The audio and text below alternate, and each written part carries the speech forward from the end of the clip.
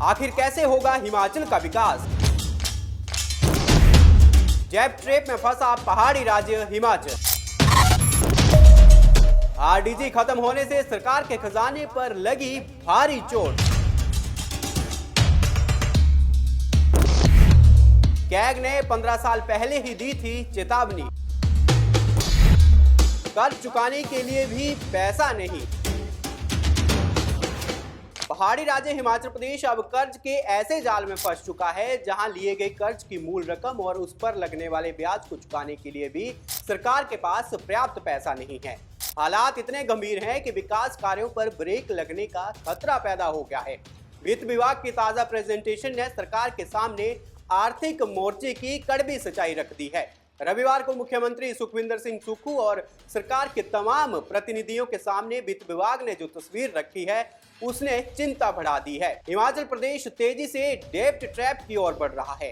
16वें वित्त आयोग की रिपोर्ट ने राज्य की मुश्किलें और बढ़ा दी है। हिमाचल समेत कुछ राज्यों की रेवेन्यू डेफिसिट ग्रांट यानी आरडीजी पूरी तरह खत्म कर दी गई है। अब तक बजट का जो बड़ा गैप आरडीजी से भरा जाता था वो रास्ता बंद हो चुका है। वित्त विभाग के सचिव देवेश कुमार ने सरकार के समक्ष प्रस्तुत आंकड़ों में कर्ज को लेकर चिंताजनक स्थिति से अवगत करवाया है कि हिमाचल पर जल्द ही 1 लाख करोड़ रुपए तक का कर्ज बोझ हो सकता है। भले ही कुल कर्ज का आधिकारिक आंकड़ा साझा न किया गया हो, लेकिन कर्ज की लिमिट और ब्याज के आंकड़े हालात बयां करने के लिए काफी है। हिमाचल का अपना सालाना राजस्व करीब 18,000 करोड़ रुपए है, यानी औसतन 1500 करोड़ रुपए प्रति माह। केंद्र से करों में हिस्सेदारी के रूप में करीब 13,950 करोड़ रुपए सालाना मिलते हैं। वहीं वेतन, पेंशन और अन्य जरूरी खर्च मिलाकर राज्य का कुल खर्च करीब 48,000 करोड़ रुपए तक पहुंच गया है। अगले वित्तीय वर्ष में सरकार को पुराने कर्ज का ब्याज और मूलधन चुकाने के लिए करीब 13,000 करोड़ रुपए चाहिए। ऐसे में समस्या ये है कि कर्ज लेने की सीमा सिर्फ 10,000 करोड़ रुपए तय की गई है, यानी 13,000 करोड़ की देनदारी में से 3,000 करोड़ रुपए सरकार को अपने बजट से चुकाने होंगे। राज्य पर सामाजिक सुरक्षा पेंशन, सब्सिडी और अन्य कमिटेड लायबिलिटीज का बोझ पहले से है।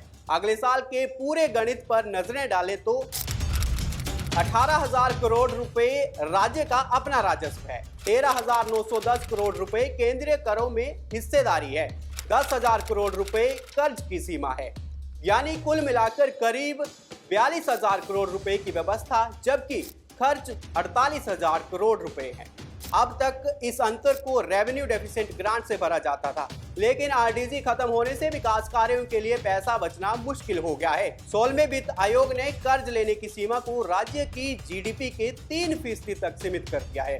ऊपर से ओल्ड पेंशन स्कीम लागू होने के बाद लोन लिमिट में करीब 1800 करोड़ रुपए की अतिरिक्त कटौती हो चुकी है। वित्त सचिव ने जीएसटी को भी राज्य के लिए नुकसानदेह बताया है। उनका कहना है कि जीएसटी से पहले वैट प्रणाली के जरिए राज्य को सीधे और स्थिर राजस्व मिलता था, लेकिन अब अपने संसाधनों से आय सीमित हो गई है, जबकि खर्च लगातार बढ़ रहा है। कुल मिलाकर हिमाचल प्रदेश आज उस मोड़ पर खड़ा है जहां कर्ज, घटता राजस्व और बढ़ते खर्च ने आर्थिक संतुलन बिगाड़ दिया है।